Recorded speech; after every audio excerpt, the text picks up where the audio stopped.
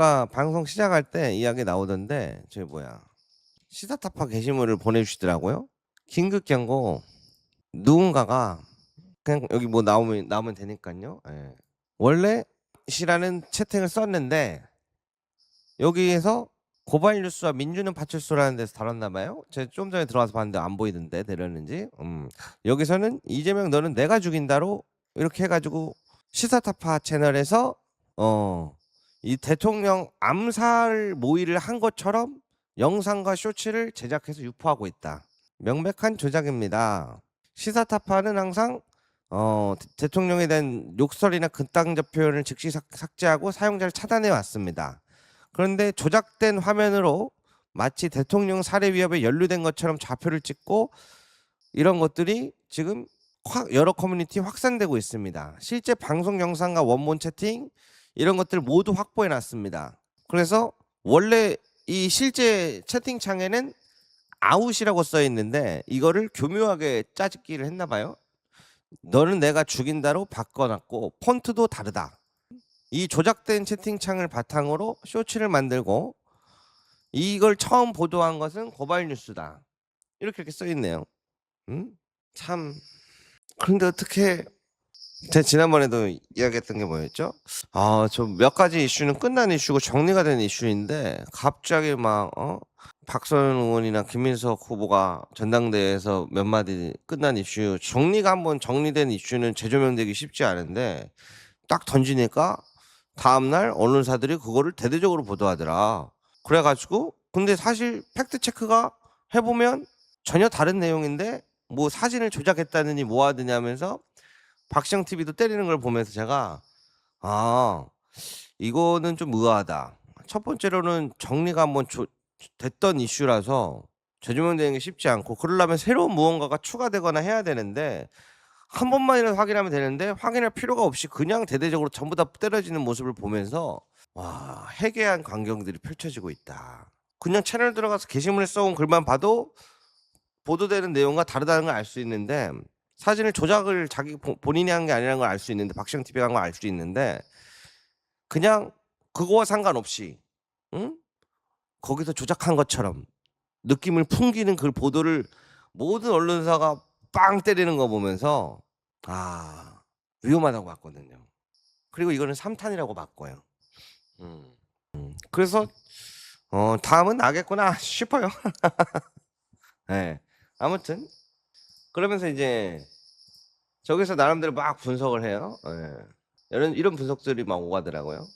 어떻게 이길 수 있었냐. 이제는 겸손 매부쇼의 시대는 갔다 그러면서 친명계 쇼츠 채널 무슨 채널이 뭐 조회수가 몇 억 뷰가 나오고 어떤 채널이 조회수가 몇 억 뷰 나오고 뭐가 뭐 몇 억 뷰 나오고 몇 억 뷰 나오고 이런 것들을 이제 막 공유를 하면서 우리가 승리했던 건 이제 겸손 매부쇼의 시대가 끝나고 새로운 쇼츠의 세대가 왔다.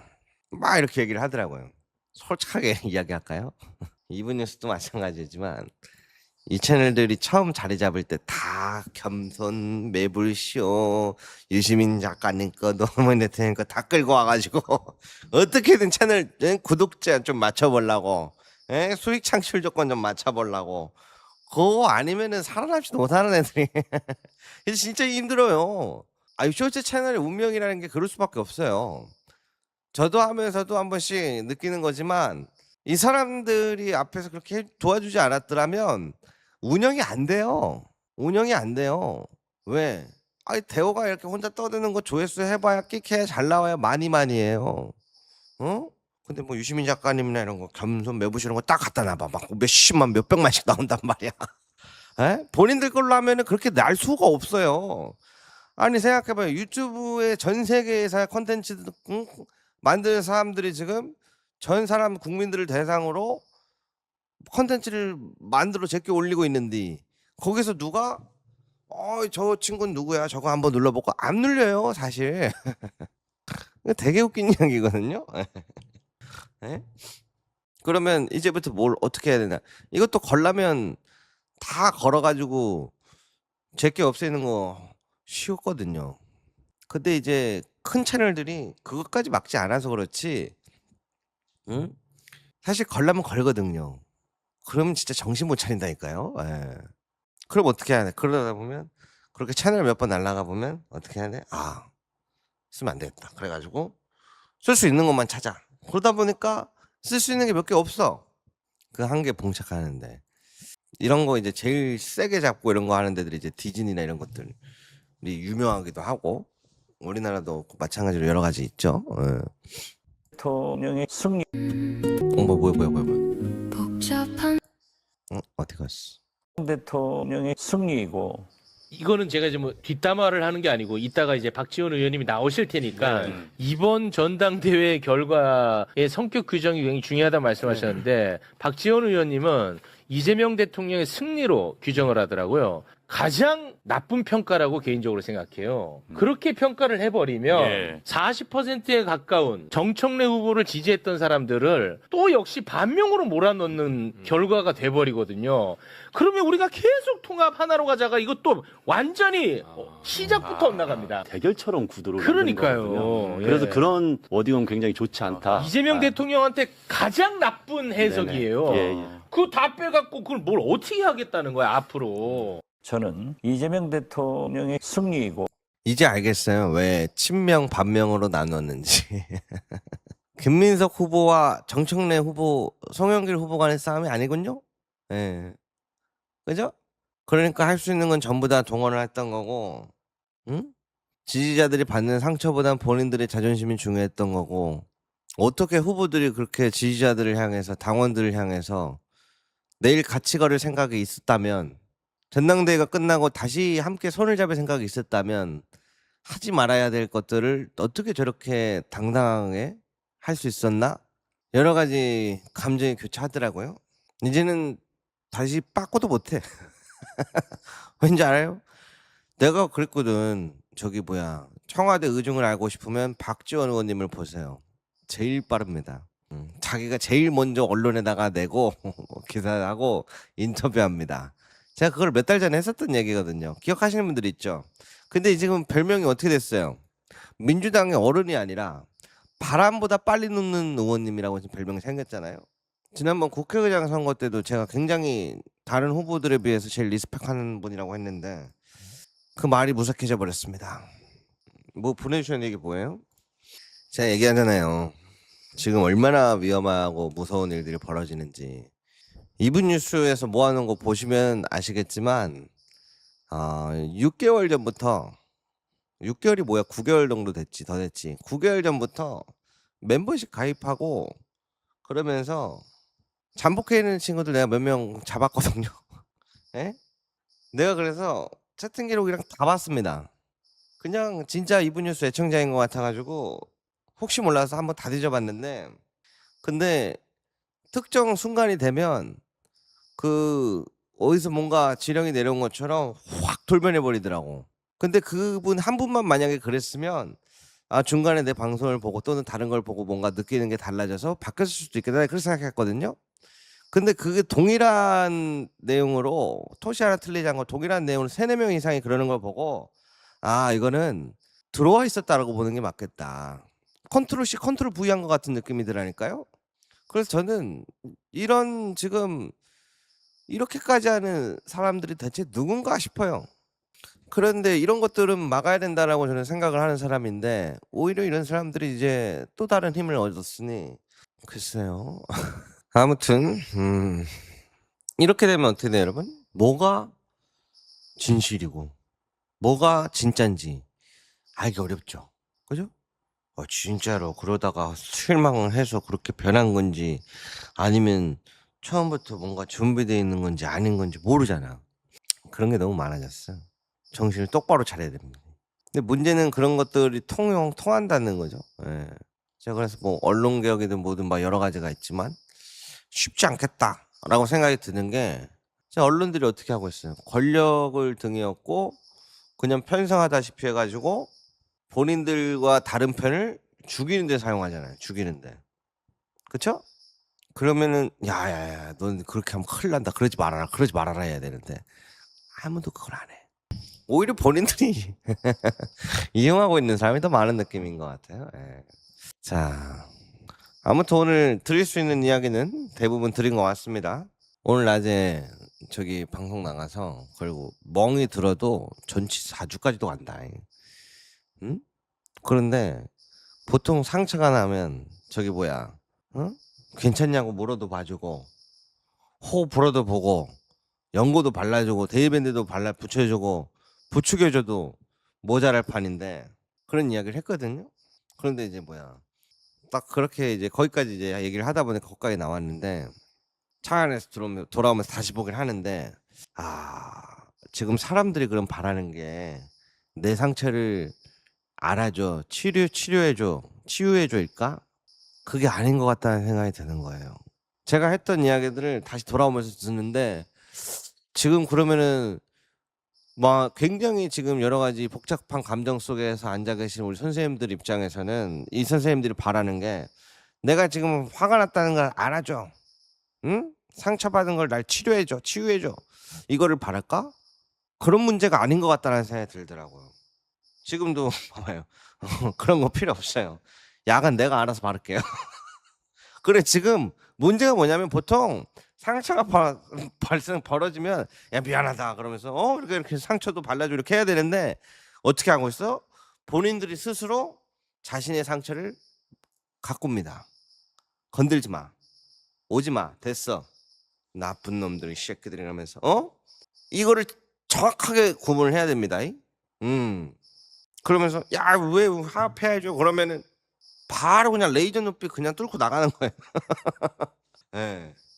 그래서 아마 이게 첫 번째 시험의 무대가 시작되었다, 저는 이렇게 봅니다.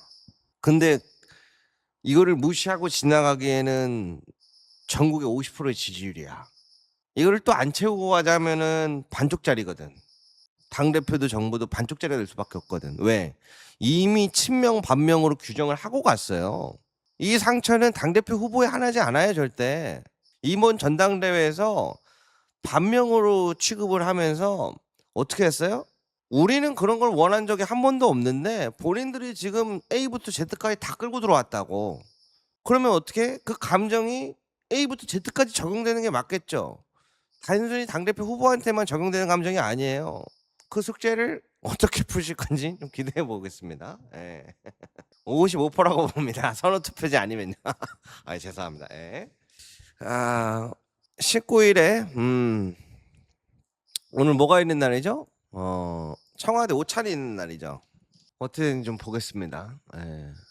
이거는 지금 솔직하게 좀 죄송한 이야기지만 정청래 대표님이 지금 당장 이야기한다 해도 되지 않을 문제일 것 같아. 그리고 솔직하게 좀 죄송한 이야기지만 우리는 흠껏 두드러 맞은 정청래 후보 대표나 다른 고생한 최고위원들 아직 미안하다 고맙단 말도 못했어요. 그래서 제가 오늘 가서 한마디 하고 왔죠. 뭐라고 얘기를 했냐, 제가 그래서 오늘 이렇게 정리해 갔습니다. 화합은 요구하는 것이 아니다. 책임 있는 자리에 있는 사람이 책임 있는 행동으로 증명하는 것이다. 박수. 그래서 그게 뭔지는 한번 잘 생각해 보시길 바라겠습니다. 그러다 그렇게 해서 또 그런 노력을 좀 엄청 필요한 노력을 해야 될 것 같고, 그게 또 옳은 방향이어야 되고, 그런 것들이 행해졌을 때 당원들이나 지지자들이 그 모습을 보고 응어리를 풀지 말지를 조금씩 이렇게 서서히 이렇게 해나가는 것이지 말 한마디로 이게 되는 건 아니라고 저는 봐요. 근데 솔직히 방송하는 사람들 입장에서는 죽을 맛일 거예요. 아니 전당대회 끝나는데 이제 좀 약간 분위기 좋게 다시 그렇게 해서 가면 안 되나요? 이래도 욕먹고 저래도 욕먹고 힘든데 방송하시는 분들은 그렇게 느낄지 몰라도 저도 마찬가지긴 하지만 함부로 잘못했다가 큰일 날 것 같더라고.